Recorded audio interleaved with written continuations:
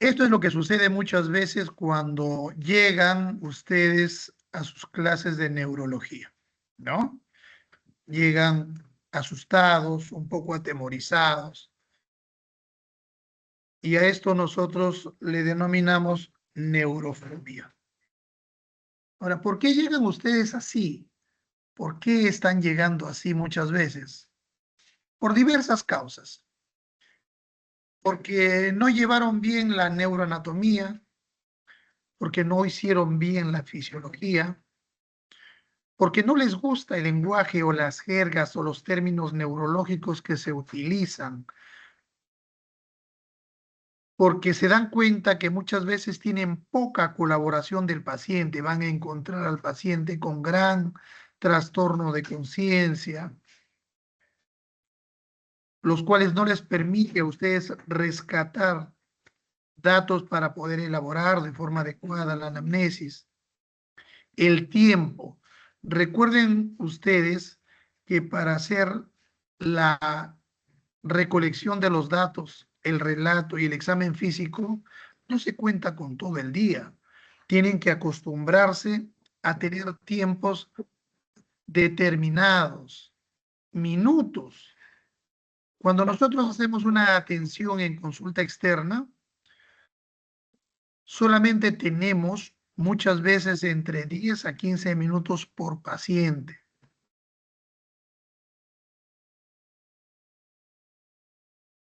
En ese lapso de tiempo nosotros tenemos que hacer el relato, el examen y hacer una presunción diagnóstica, ¿no? La capacidad del docente cuando les enseñamos a ustedes la semiología neurológica también es otro factor que influye. Pero lo que acá no se ha mencionado es que también parte de la responsabilidad de este problema es de ustedes. ¿Por qué? Porque ustedes no preparan sus clases, no leen, no estudian antes de ir a la teoría o a la práctica. Entonces eso enlentece aún más la posibilidad de que fluyan los conocimientos y los asimilen ustedes. ¿Quién es este señor? ¿Alguien lo reconoce? House, doctor. El doctor House. Muy bien. Este doctor es un médico internista dedicado a hacer diagnósticos. Y los diagnósticos, ustedes los tienen que aprender a realizar en base a los conocimientos que nosotros les brindamos, para que de esa forma estén seguros en poder hacer un diagnóstico adecuado y, lo más importante, hacer un tratamiento para sus pacientes. De lo contrario, solamente ustedes se quedarán en la parte sintomatológica y serán médicos que tratan síntomas, mas no llegarán al diagnóstico y a la raíz de la causa que origina el problema en el paciente. House, en este momento, está venerando al órgano más importante que tiene nuestro cuerpo humano, el cerebro. Y para que nosotros podamos llegar a hacer un diagnóstico preciso, adecuado, nosotros tenemos que utilizar lo que ustedes ya conocen, las fases, para poder recolectar los diagnósticos, los datos y hacer el diagnóstico, ¿no? Primero, utilizar un método clínico que probablemente ya lo están aprendiendo cada uno de ustedes, y lo que hacemos nosotros es recalcarles cómo lo aprendan. Recolección de síntomas y signos, cada uno de forma ordenada y cronológica y de forma detallada, para poder plantear un diagnóstico sindrómico y posteriormente a ello hacer un diagnóstico topográfico, hacer el diagnóstico diferencial o nosológico y, por último, el diagnóstico etiológico. ¿Y cómo vamos a hacer todo ello? preguntándonos ante cualquier paciente, ¿cuál es el sistema funcional que está afectado en este paciente? Y si está afectado alguno, ¿cuál es el nivel que está afectado? ¿Cuál es la localización en cada nivel? Si es a nivel cerebral, ¿en qué hemisferio? ¿Qué parte del hemisferio? ¿Qué área? Si es a nivel medular, ¿qué parte de la médula? ¿Qué área de la médula? ¿Y cuál fue el mecanismo de producción que hizo que se originara este problema? Sin embargo, a todo lo anterior, nosotros queremos agregarle esta parte que se transforma en una parte importante, la parte evolutiva de la enfermedad, porque de acuerdo a ello nosotros podemos enfocar el diagnóstico en algunas entidades. Entonces, la evolución de la enfermedad nos va a hacer orientar nuestro diagnóstico. Acordémonos siempre que las enfermedades pueden ser agudas, subagudas o crónicas, ¿no? Entonces, si nosotros sumamos esto a la valoración neurológica, al diagnóstico sindrómico y topográfico, vamos a hacer posible que sea mucho más fácil acercarnos al diagnóstico. Por ejemplo, si yo tengo un problema neurológico focal y que es agudo, lo más probable es que sea una complicación vascular, un infarto o una hemorragia. Si yo tengo un problema focal que está afectando al paciente, pero esto tiene 2, 3 semanas, es subagudo, entonces este es un problema inflamatorio. Podría tratarse de un absceso o una mielitis. Si yo tengo un problema focal crónico, esto probablemente sea un proceso expansivo, una neoplasia. Miren ustedes cómo difiere cuando el problema es agudo y la localización no está determinada y más bien es difusa a nivel del sistema nervioso central. ¿Frente a qué estamos? A un problema también vascular, pero probablemente ya no está constituido por el infarto o la hemorragia, sino es un compromiso global, una isquemia, una anoxia o una hemorragia subaranoidea. Cuando se trata de un problema difuso y es subagudo, hay que pensar en problema inflamatorio, una encefalitis o una meningitis. Y cuando es difuso pero crónico, este es un problema degenerativo. Entonces vean ustedes cómo la localización y el compromiso aunado a la evolución de la enfermedad nos puede orientar con más especificidad a determinadas patologías vasculares, inflamatorias o neoplásicas y degenerativas. Lo que no deben olvidar es que cuando uno quiere hacer un diagnóstico, el diagnóstico correcto se basa en la anamnesis predominantemente, ¿no?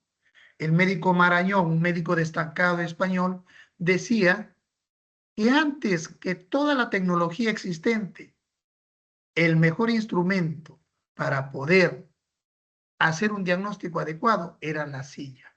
¿A qué se refería? Era sentarse con el paciente y hacer una buena anamnesis. 85% del diagnóstico lo va a brindar la anamnesis. El 10% va a ser la exploración física, ¿no? Lo que ustedes tienen que aprender ahora en semiología para poder determinar si lo que están pensando en su planteamiento es correcto o no. Uno, después de hacer la anamnesis, empieza a buscar en el examen físico datos que presumen o confirman nuestro diagnóstico. Y solo el 5% queda en manos de las pruebas complementarias. Porque las pruebas o los exámenes auxiliares solamente son eso, exámenes que nos ayudan a corroborar o a descartar lo que nosotros estamos pensando. Habíamos conversado que el examen neurológico es un examen ordenado, sistematizado, bien estructurado y que tiene varias partes y que desde cuando ingrese el paciente nosotros ya estamos observando su fase, su marcha, su actitud, su nivel de conciencia y todo eso lo vamos evaluando durante la anamnesis.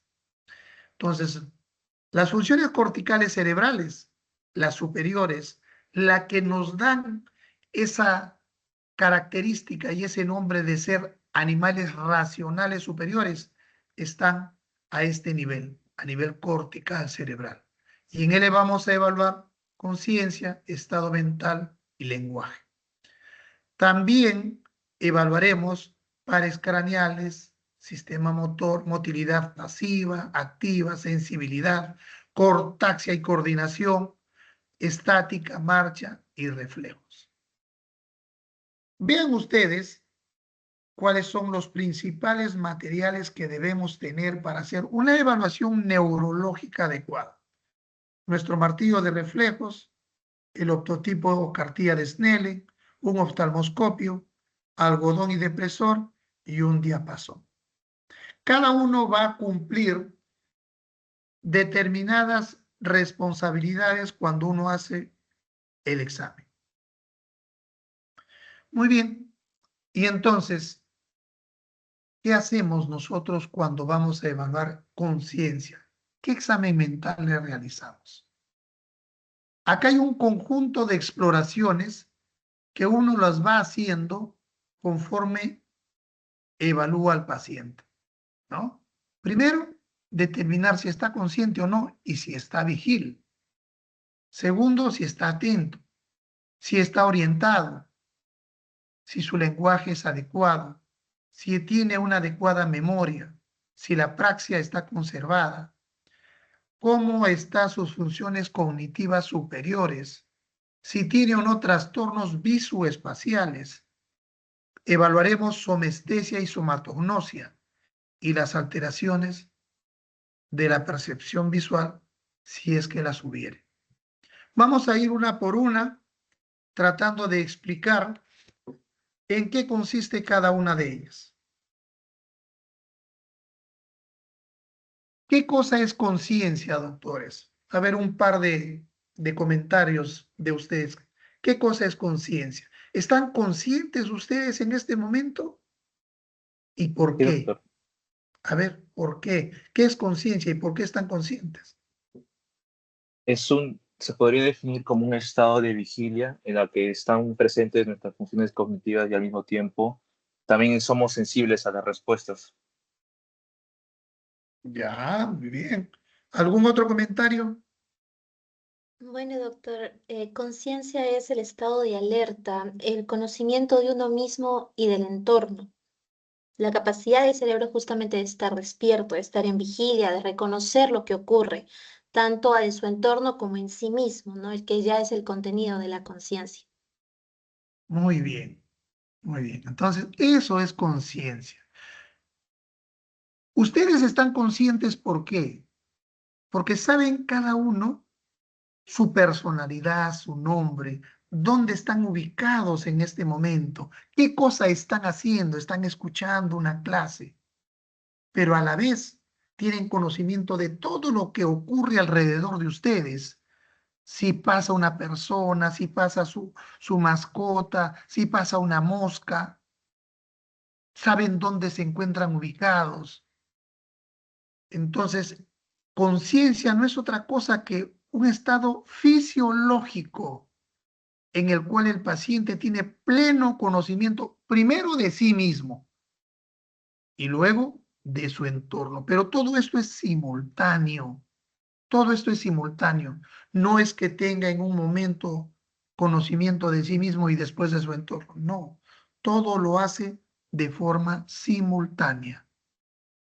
Pero para que esto ocurra, todas las estructuras anatómicas involucradas tienen que estar indemnes, tanto en su función como en su anatomía. ¿Y quién integra todas las funciones cerebrales? El SARA. ¿Se acuerdan del SARA? Sí, doctor, el sistema activador reticular ascendente. Eso es el SARA, ¿no? El sistema activador reticular ascendente. A ellos le debemos nosotros nuestro estado de alerta, de conciencia, ¿no? Ello integra todas nuestras funciones dentro de nuestro cerebro. Por lo tanto, su integridad tanto funcional como anatómica va a permitirnos estar alertas, despiertos y con un adecuado nivel de conciencia. Si por A o B esto se interrumpe, ya sea por una lesión o una interferencia, se pierde esta integridad y el paciente deja de estar alerta, deja de estar despierto y deja de tener un adecuado nivel de atención. Cuando vayan o cuando van al hospital, ustedes tienen que aprender a evaluar el compromiso de conciencia, ¿no? Y lo van a evaluar de dos formas. Una de forma cuantitativa y la otra de forma cualitativa. De forma cuantitativa, nosotros podemos clasificar el estado de conciencia en 5 niveles. 5 niveles. El normal, que es estar alerta, despierto, el paciente está con los ojos abiertos y está interactuando y respondiendo de forma adecuada a los estímulos verbales que hay en su entorno. Entonces, cuando ustedes llegan, por ejemplo, y lo saludan, señor Quispe, muy buenos días, ¿cómo amaneció? Bien, doctor, muy bien, muchas gracias. Lo encontramos con los ojos abiertos, atentos a interactuar con ustedes, ¿no? Permítame usted tomarle sus funciones vitales. Sí, doctor, adelante. Muy bien, usted le toma. Lo encuentro bien, señor Quispe, muy bien, qué bueno. Muy bien, señor Quispe, gracias por su diligencia, me retiro. Hasta luego, doctor. Eso es un paciente alerta, despierta, ¿no? Sin embargo, a veces ustedes pudieran encontrar un paciente al cual lo encuentran con los ojos abiertos.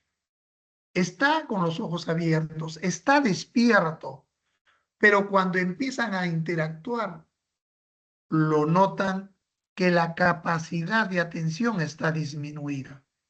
¿Qué significa? Significa que ustedes lo saludan, por ejemplo, señor Quispe, buenos días. Doctor, hace calor, ¿no? Señor Quispe, ¿cuántos años tiene usted? Mi esposa no ha venido. Entonces, eso es porque el paciente no responde de forma adecuada a las preguntas, está confuso, obnubilado. Por otro lado, pudiera responder de forma adecuada también a las preguntas, pero lo hace de forma muy pausada, muy lenta.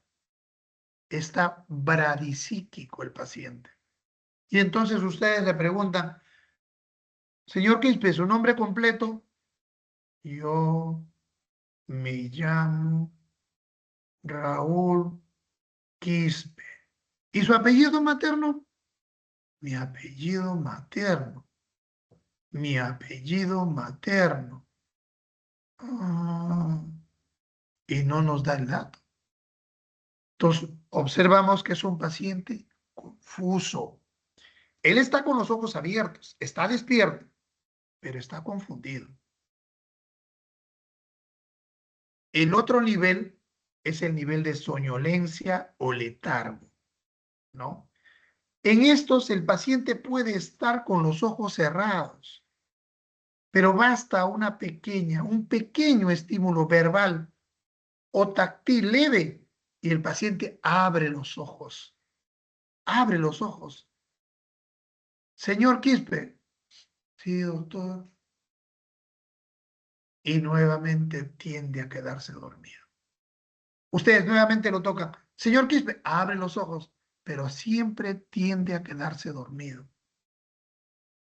Eso es soñolencia o letargo. El próximo nivel con mayor compromiso es el estupor o sopor. El paciente tiene los ojos cerrados, pero ustedes le hablan y no abre los ojos. Lo estimulan levemente, tampoco abre los ojos. Le hacen un estímulo intenso o doloroso y el paciente no abre los ojos, pero sí puede expresar un gesto de respuesta. Está con los ojos cerrados, lo estimulan fuertemente y puede quejarse, hacer gesticulaciones con la cara, pero no abre los ojos. Eso es estupor o sopor. Y por último tenemos al coma. El coma es un estado de mayor compromiso neurológico en el cual no hallamos ninguna respuesta alguna a estímulos enérgicos. Estos 5 niveles ustedes tienen que practicarlos cuando vayan al hospital. Paciente para que se, no, este paciente está alerta, despierto, activo, este paciente está confuso, no, este paciente está soñoliento, este paciente está estuporoso o este paciente está comatoso. Ejemplos en figuras de los diferentes niveles. Y cuando hablamos de coma, que ya hemos definido cuál es su característica, podemos estar hablando de un estado también en el cual el paciente está con los ojos abiertos. Sin embargo, no hay una conexión con su entorno. Si bien es cierto, está con los ojos abiertos, pero está desconectado de todo lo que sucede a su alrededor. Y esto suele ocurrir, por ejemplo, en aquellos pacientes que tienen un accidente. Es muy frecuente, no muy frecuente, pero es común observarlo en aquellos pacientes que han tenido un traumatismo encefalocraniano y que ha producido una lesión axonal difusa. Entonces el paciente se queda como una plantita, está despierto, con los ojos abiertos, pero desconectado totalmente de sí mismo y de su entorno. Y este tipo de problema hay que descartarlo de otras alteraciones que se van a presentar, pero que tienen connotaciones psiquiátricas, psicológicas. Hay personas que son muy nerviosas y que por lo tanto se quedan paralizadas por unos segundos o minutos secundarios a un shock. Hay pacientes, por ejemplo, que no les gusta participar, exponer. El profesor le dice, oiga, usted tiene que participar, o le pregunta, o le hace una pregunta, y el alumno se para y se queda inmóvil, sin respuesta. Como el Chavo del Ocho cuando le da la chiripiorca. Y el otro es el estado de conciencia mínimo, ¿no? Cuando el paciente sufre enclaustramiento, ¿no? El paciente está en un estado traumático, psicológico, y se encierra dentro de sí mismo y no quiere saber nada del externo. Muy bien. Otra cosa que tienen que practicar ustedes en el hospital, en sus prácticas, es la escala de coma de Glasgow. Para recordarles, porque es algo que ya probablemente ustedes dominan a la perfección. La escala de coma de Glasgow es un parámetro que inventaron los neurocirujanos para poder evaluar la severidad y la evolución del traumatismo encefalocraneal. Ellos se reunieron en la ciudad de Glasgow, que queda en Escocia. Y dijeron, a ver, vamos a inventar, vamos a crear una escala que nos permita poder definir la severidad y la evolución de los traumatizados. Y entonces crearon esta escala que contiene 3 parámetros: apertura ocular, respuesta verbal y respuesta motriz. El máximo puntaje que tiene cada uno de ellos para apertura ocular es 4, respuesta verbal es 5 y respuesta motriz 6. De tal forma que sumado nos va a dar 15. Y el mínimo en cada uno, cuando no encontramos ninguna respuesta, es 1. Entonces, el puntaje mínimo sería 3 y el máximo 15. ¿Qué evaluamos en apertura ocular? Si el paciente está con los ojos abiertos, 4. Si los abre a la voz, a la orden, 3. Al dolor, 2. ¿Qué evaluamos en la respuesta verbal? Si el paciente tiene una habla fluida, coherente, coordinada, 5. Confusa, 4. Inapropiada, 3. Y si solo emite gemidos o sonidos, 2. En cuanto a la respuesta motriz, si obedece órdenes, 6. Si localiza, 5. Si retira, 4. Si hace una flexión de corticación, 3. Y si hace una extensión de descerebración, 2. Nosotros tenemos que puntuar de forma precisa lo que evidenciamos en el paciente. Yo no lo voy a analizar, no lo voy a interpretar, ¿no? Que a mí me parece que es esto, pero a mí me parece que es otro. No, señores. Acá, de acuerdo a lo que responde, se coloca ojos abiertos, 4. Así no hable. No que me obedeció, que... No, señor. ¿Qué le obliga a pensar? Solamente la apertura ocular. Ojos abiertos, 4. Ojos cerrados, ¿los abre a la voz? 3. Ojos cerrados, ¿los abre al dolor? 2. Punto. El resto se olvida. Pasa luego al próximo parámetro verbal. Paciente está orientado, habla de forma fluida, coherente. 5. ¿Está confuso? 4. Responde de forma inapropiada. 3. Sonidos, 2.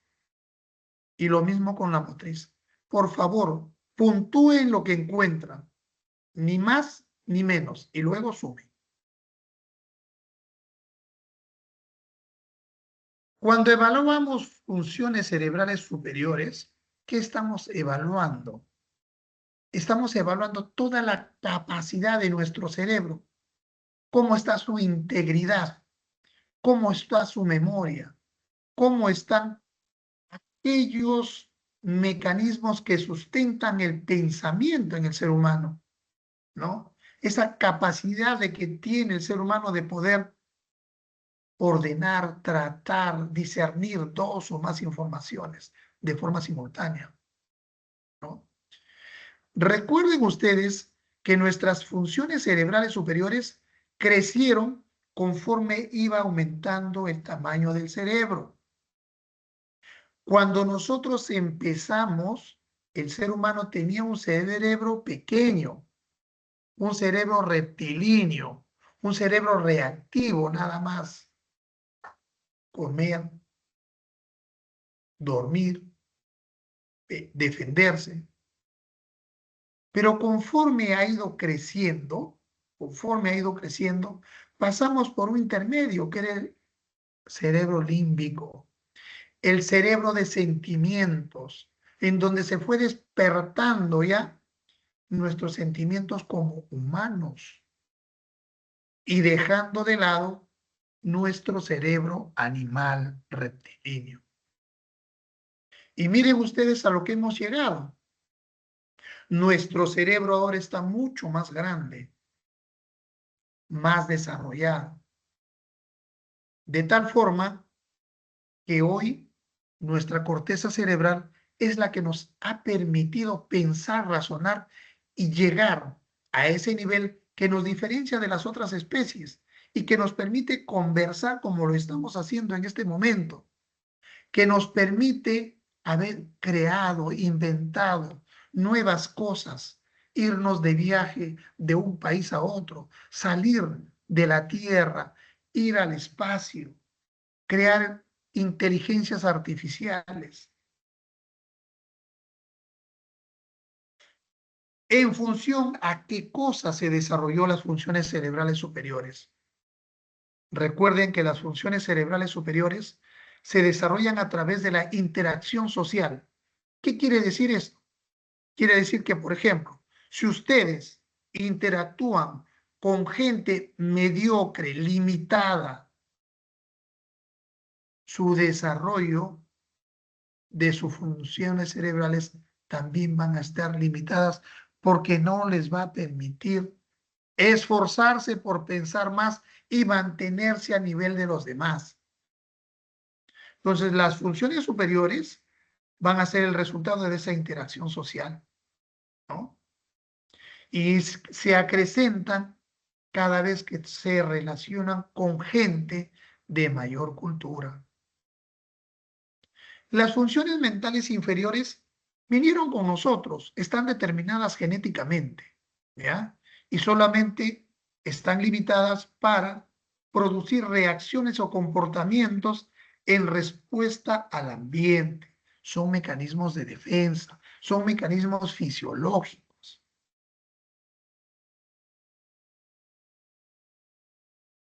Miren ustedes, en este ejemplo, este niño de acá está utilizando su función mental inferior. ¿Por qué? Porque se cayó, sintió dolor y llora porque le duele. Una función cerebral inferior en respuesta a una agresión, en respuesta al medio ambiente. Este otro niño, a pesar de ser niño, está utilizando su función cerebral superior. Simple y llanamente está haciendo una pataleta porque no le quieren comprar algo, quiere obtener algo. Y como no le hacen caso, se tira al suelo. Quiere llamar la atención y de esa forma quiere ganar, manipular a los padres. Esto es una función superior, cerebral superior. Lo hermoso de nuestro cerebro, vean ustedes, si bien es cierto, es un órgano en su integridad, cada una de las partes de nuestro cerebro tiene una función específica. Muchos que han llevado muy bien la anatomía lo recordarán. ¿Dónde está situada el área motora, el área sensitiva, el área visual, el área del lenguaje, el área de la comprensión, el área de la coordinación? Entonces, nuestro cerebro, habíamos dicho que tiene que estar indemne e íntegro para realizar su actividad funcional y anatómica normal. Cuando está alterado alguna de estas funciones, dependiendo del área que esté alterada, va a producirse manifestaciones, síntomas y signos que van a hacer posible que nosotros podamos diagnosticar.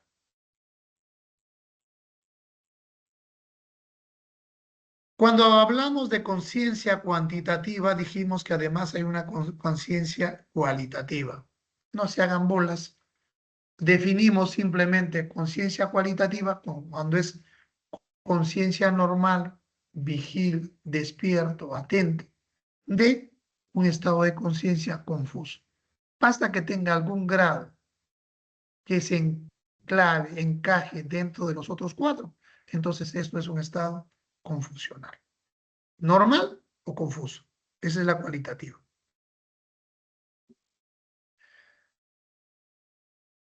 Estábamos hablando de conciencia como una función cerebral superior. Ahora hablemos también de la atención. Desde que ingresa el paciente, ustedes observan, se van a dar cuenta si el paciente está atento, está ido, está confuso. ¿Por qué? Porque la atención es una función. El paciente tiene que estar enfocado en la persona que le está entrevistando. Todo su conocimiento y todo su foco está atento a eso. Es preciso. Entonces, ¿cómo evalúo yo la atención?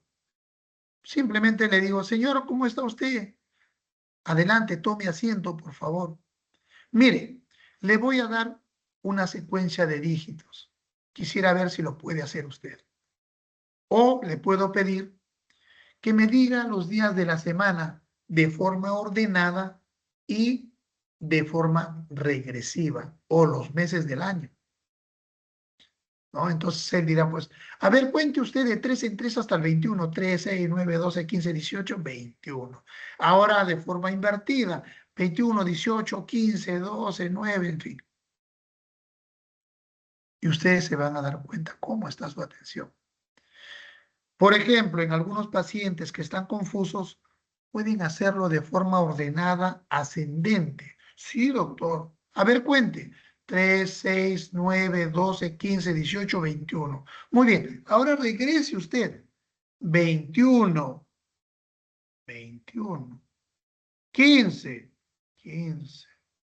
16, 16. Y ustedes se dan cuenta que no está con la atención adecuada, ¿no? Habíamos dicho que para que todas estas funciones superiores se encuentren normales, el paciente tiene que tener una adecuada funcionabilidad e integridad anatómica del cerebro. De lo contrario, no lo va a poder hacer. ¿Qué más le van a averiguar? Van a averiguar si es que el paciente está orientado en tiempo, espacio y persona. Muchas veces van a ustedes a describir el estado de conciencia cuando ponen esas abreviaturas LOTEP, que algunos ya los estarán utilizando, o de otra manera comenzarán a aprenderlo, ¿no? Es despierto, lúcido, orientado en tiempo, espacio y persona. ¿Por qué? Porque esas tres esferas son las que nosotros evaluamos, ¿no? Y le empiezan preguntando al paciente, señor Raúl, ¿cómo está usted? Muy bien, doctor. ¿Qué tal? ¿Cómo se siente? Bien, doctor. Muy bien. Señor Raúl, ¿cuál es su nombre completo? Ah, mi nombre completo es Raúl Martínez Donaire. ¿Y cuántos años tiene? Yo tengo 84 años. ¿Y cuál es su fecha de nacimiento? Mi fecha de nacimiento es tal. ¿Dónde nació usted? Yo nací en el departamento, en la provincia de tal sitio. ¿Usted vive aquí en Lima? Sí, yo vivo aquí en Lima. Ah, muy bien. Entonces, ustedes ya se dan cuenta que ese paciente está lúcido, orientado en tiempo, espacio y persona. ¿Y dónde está usted en este momento? Estoy en el hospital. Porque de repente, pues, estoy en mi casa. Está desorientado en espacio. ¿Qué fecha es ahora? Hoy día es 19 de octubre. O de repente les dice 19 de octubre del 2025. O de repente les dice, ¿cómo estamos? Mayo. Mayo. Es el año 92. Indudablemente que está desorientado en espacio, en tiempo. Y si les dice que no esté que esté en su casa, está desorientado también en espacio. Pudiera estar orientado en persona, pero desorientado en tiempo y en espacio. Pudiera estar orientado en persona y en espacio, pero desorientado en tiempo. Entonces tenemos que evaluar es orientación, tiempo, espacio y persona. Muy bien. Lenguaje. A veces nosotros nos confundimos al creer que el lenguaje es articular las palabras, ¿no? Entonces, hay que diferenciar lo que es alteraciones del habla, que se denomina disartria. Un paciente puede tener compromiso del noveno y décimo par, un compromiso del trigémino, un compromiso del facial, que no le permite, por haber perdido la inervación muscular de esos músculos, de articular bien las palabras. Pero a eso se llama disartria. Eso no es una alteración del lenguaje. Las alteraciones del lenguaje se refieren a que el paciente o no comprende o no puede expresar, porque a nivel cerebral superior está alterado. Y a eso se llama afasia. La alteración del lenguaje se llama afasia. Y puede existir afasia de comprensión o afasia de expresión. Hay otras alteraciones que se producen producto de una alteración de la laringe, pero eso se llama disfonía, ¿no? Disfonía. Entonces, afasia viene a ser aquellas alteraciones que se producen porque hay una alteración a nivel cortical cerebral. Entonces, la afasia es la asimbolia del lenguaje. ¿Cuáles son las más frecuentes? Puede haber una afasia total o global, una afasia de expresión que se le denomina afasia de Broca. Yo les recomiendo que esto lo asocien con Broca, viene de boca, no puede hablar. Afasia de comprensión o de Wernicke y la afasia nominativa. Entonces, volviendo a la imagen anterior, cuando nosotros hablamos de lenguaje tenemos dos áreas. La área de comprensión o el área de Wernicke, que está en este espacio temporal, y la área de expresión, área de Broca, en el área frontal. Cuando hay una lesión a estos niveles, se puede producir o afasia de Broca o afasia de Wernicke. Si hay una lesión mucho más grande que hace comprometer las dos áreas, estaremos hablando de una afasia global, ¿no? Todos los tipos de afasia que pueden entender, lo revisan ustedes para que sepan. Y entonces, cuando se da este tipo de afasia, ustedes muchas veces van a encontrar a pacientes que no entienden lo que uno les dice, porque tienen una afasia de Wernicke. Pero sí son verborreicos, hablan cualquier cosa, articulan bien la palabra, hablan, pero no entienden. Haga usted de tal cosa, no. Escriba, no. Levante, tampoco, no entienden, pero sí hablan, ¿no? Por otro lado, hay otra forma de afasia, la área de Broca, en el cual el paciente no puede hablar, pero entiende todo. Usted levanta el brazo, mueve, gesticula y hace, pero no puede hablar, no puede expresarse. Eso es en cuanto al lenguaje. Seguimos avanzando y vamos a evaluar la memoria de nuestro paciente. ¿Cómo está su memoria? Recordar que la memoria no es otra cosa sino que la capacidad que tenemos nosotros para poder almacenar y después evocar la información, ¿no? ¿Cuántos tipos de memoria existen? 3: inmediata, de corto plazo y de largo plazo.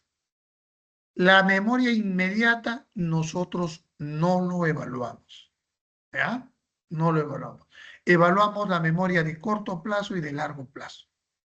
Acá, por ejemplo, en la memoria de corto plazo, le pedimos al paciente o le damos al paciente una serie de 3 a 5 palabras, ¿no? Por ejemplo, yo digo botella, lentes y pulsera.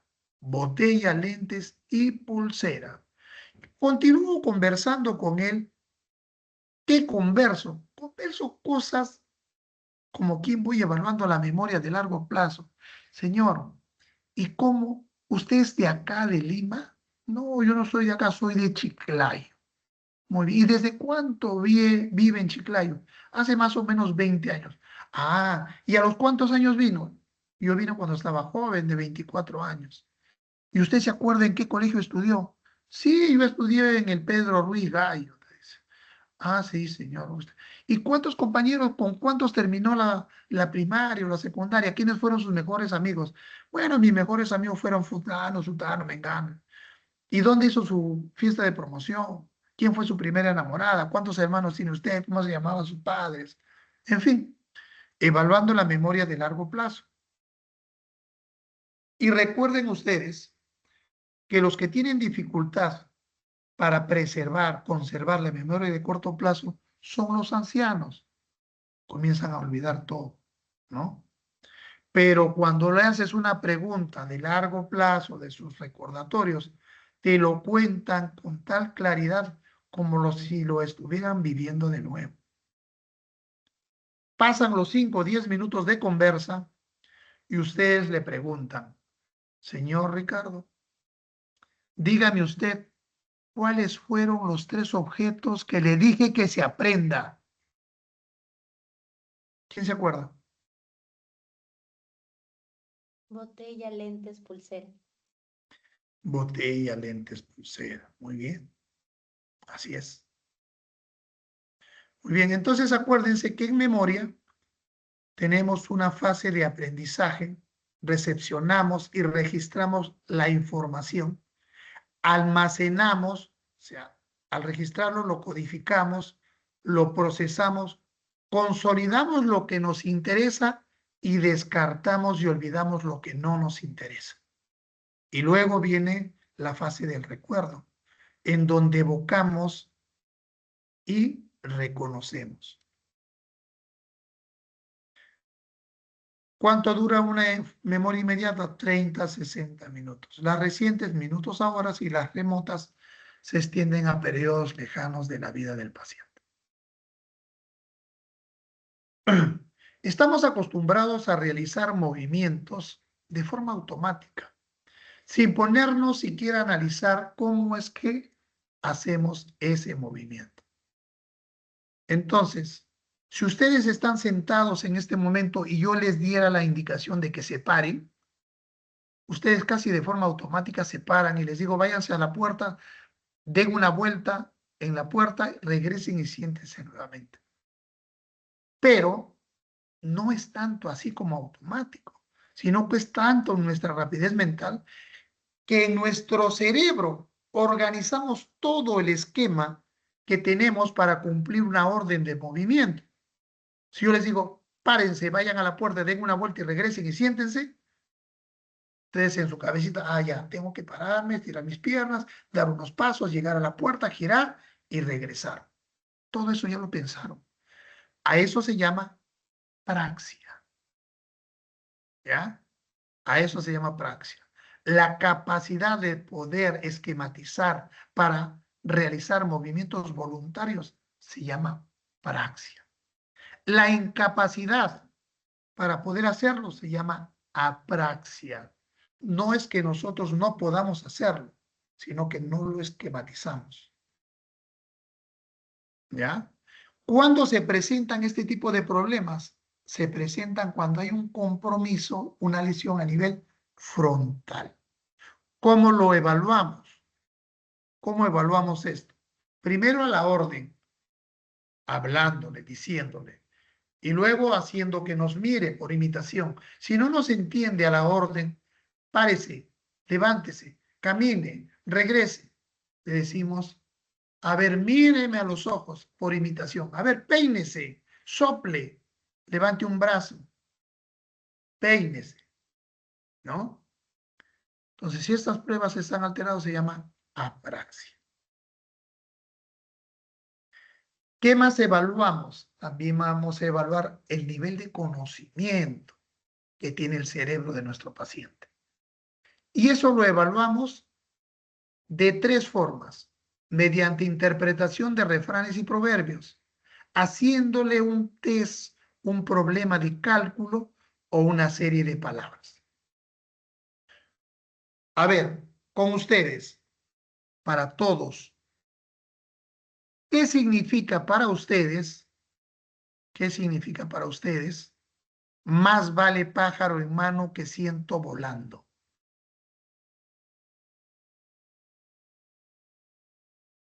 Es un refrán, doctor, que normalmente se usa, o sea, asegurar algo, o sea, es como que avanzar algo, o sea, abarcar lo que puedas. Si no puedes abarcar todo, porque a veces uno quiere abarcar todo y al final no abarca nada. Yo entiendo más o menos así el refrán. Ya, muy bien. ¿Otra opinión?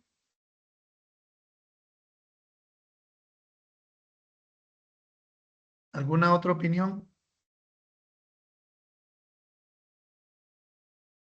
Más o menos como aprovechar las oportunidades que uno tiene a pesar de que sean las más mínimas. Más o menos también. Entonces, significa, pues, significa de no soñar Por ejemplo, yo tengo un auto, ¿no? Un auto. Entonces, lo tengo como propiedad, lo tengo ya en mi poder. Y entonces me dicen, oye, si tú te deshaces de ese auto, yo te puedo conseguir 10 Rolls Royce. Y me pongo a soñar, oye, me va a conseguir 10 Rolls Royce. Ya pues, ya toma mi carro por los 10 Rolls Royce. Pues eso es lo que quiere decir. Si uno tiene algo en su poder, ya sea una oportunidad, un trabajo, una propiedad, hay que cuidarlo, preservarlo. Lo que uno tiene, en lugar de soñar con cosas que a veces ni siquiera podemos conseguir y que se van solamente en sueño. Ahora esta, por ejemplo, a quien madruga Dios le ayuda. ¿Qué les parece? ¿Cómo lo interpretan?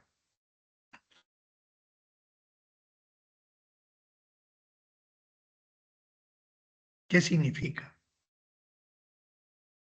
Doctor, ese es un refrán que te motiva a ser puntual, a Claro. despertarte, a iniciar temprano tus cosas, a aprovechar tu día, ¿no? Si empiezas antes, entonces tienes todo el día para planificar las cosas que quieras hacer. Así es. Esa es la idea, ¿no? Entonces, no dejar para más tarde lo que puedes hacer ahora. Hacerlo de forma ordenada. No esperar el último momento para hacer las cosas. Cuando tú lo haces con tiempo, con calma, probablemente termines el trabajo, las tareas que se te han encomendado, las responsabilidades que se te dieron y no quedar mal. Vas a cumplir con ello. Muy bien. Entonces, uno evalúa, pero cuando hace las evaluaciones cognitivas superiores, los tiene que hacer de acuerdo al nivel sociocultural que tenga el paciente. Hay otros pacientes que no van a poder interpretar refranes ni proverbios. Su nivel sociocultural es más bajo y entonces tendrán que hacerle preguntas pues más sencillas, ¿no? ¿En qué se parece una silla a una mesa? Les responderá que tiene 4 patas, en fin, cosas más sencillas. ¿Qué otro problema le van a plantear? Un problema de cálculo en función también a su nivel sociocultural. Ustedes, por ejemplo, tienen un nivel universitario. Entonces yo no les voy a preguntar, oye, a ver, ¿cuánto es 2 más 2? O te vas al mercado con 5 soles, compras un sol de manzanilla, un sol de canela, ¿cuánto te queda? Indudablemente que no. Pero sí les puedo preguntar, a ver, chicos, doctores, ¿cuánto es 3 al cubo? 27. 27. 27. 27, ¿no es cierto? Entonces, cada examen va a ir acorde al nivel cultural del paciente, ¿ya? A ver, por ejemplo, y el otro examen que se les hace es la serie de palabras. Le pedimos, en un minuto yo quiero que usted me nombre 10 animales o me nombre 10 utensilios de cocina, ¿no? A ver, ¿quién me nombra 10 animales en menos de un minuto?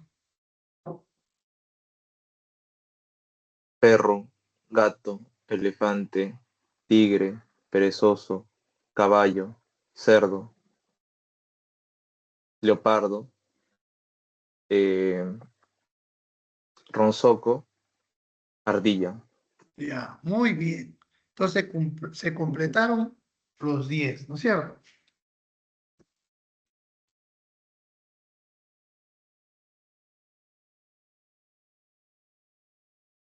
Se completaron los 10 en menos de un minuto, ¿ya? Entonces, de acuerdo a ello, ya nosotros vemos cómo están sus funciones cognitivas superiores, ¿ya? ¿Qué más vamos a evaluar? Vamos a evaluar si el paciente tiene o no trastornos visoespaciales. ¿Qué significa? ¿Cómo está su vista respecto al espacio que observa? Hay muchas enfermedades, como por ejemplo aquellas en las cuales hay lesiones a nivel del hemisferio derecho, en el cual el paciente tiene total desconocimiento de todo lo que ocurre en el lado izquierdo. A eso se llama heminegligencia espacial. Agnosias, desconocimientos. Entonces, ¿qué ocurre? Yo pongo, por ejemplo, un grupo de alumnos en un paciente con un ACV hemorrágico del lado derecho y al ser interrogado, el paciente solo mira los del lado derecho. Para él, los alumnos del lado izquierdo no están presentes. Pero eso se presenta porque hay una lesión estructural a nivel del hemisferio derecho. ¿Qué más evaluamos? Somestesia y somatognosia. Soma, ¿no? Cuerpo, estesia, sensación, sensibilidad. Soma, cuerpo, gnosia, conocimiento. Conocimiento del cuerpo, sensibilidad del cuerpo, ¿no? Entonces, ¿cuándo se presenta alteraciones de la somestesia? Cuando hay una lesión a nivel de la corteza parietal. Recuerden ustedes que el área prerolándica es el área motora y el área posrolándica es el área sensitiva. Generalmente cuando hay un daño a nivel estructural, motor o sensitivo, siempre por vecindad se van a encontrar alteraciones de ambos, ¿no? Eso es por un lado.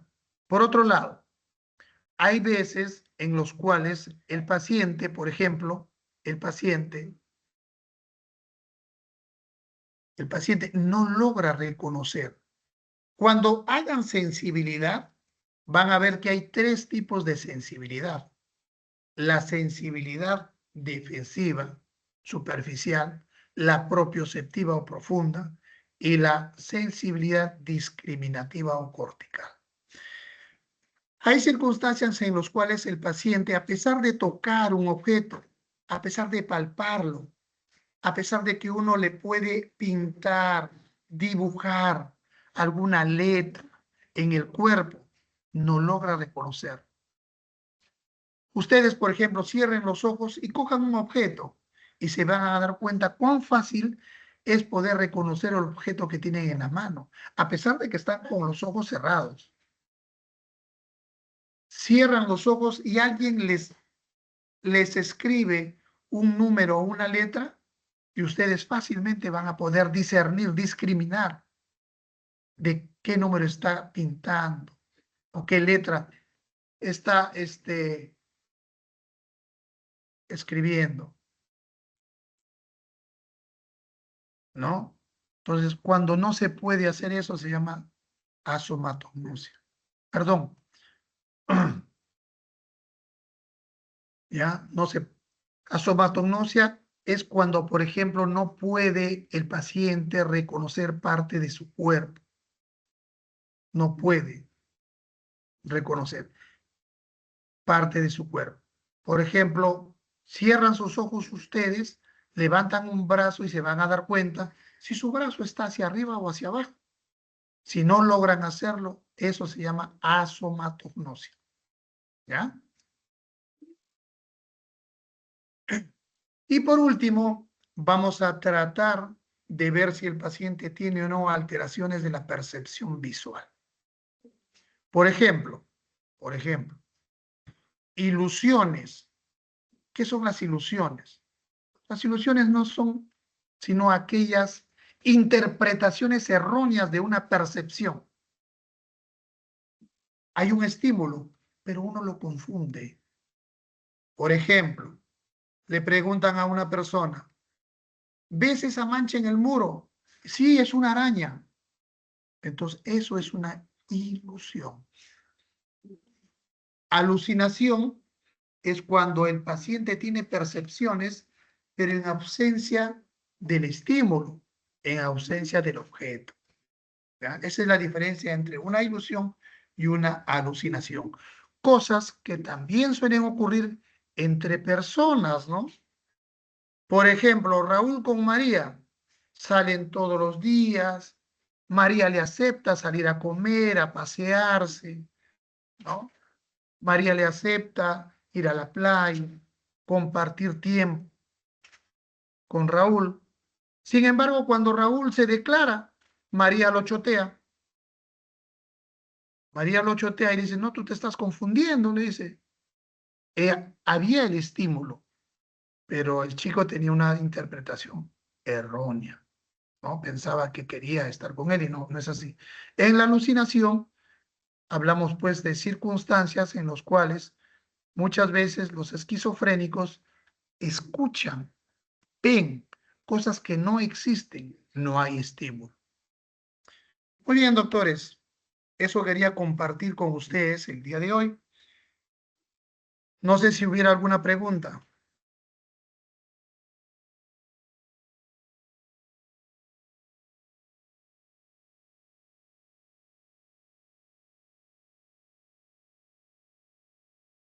Doctor, disculpe Preguntas, una por favor. consulta. ¿Me Adelante. escucha, doctor? Sí, claro. Sí, doctor, quería consultarle qué es somestesia. Somestesia es sensibilidad del cuerpo. Soma, cuerpo. Estesia, sensibilidad. La cual puede estar disminuida. Por eso les digo, cuando lleven la clase de sensibilidad, ustedes van a entender mejor esa parte. Gracias, doctor. ¿Alguna otra pregunta?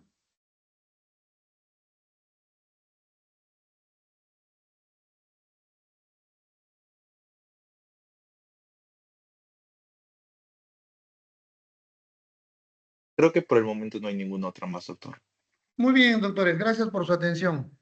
Ya, listo. Hasta la próxima clase. Nos vemos. Hasta la siguiente clase, doctor. Siguiente clase, doctor, gracias. Gracias, Chicos, doctor. Buenas todavía no noches. se vayan, chicos, voy a descargar la lista.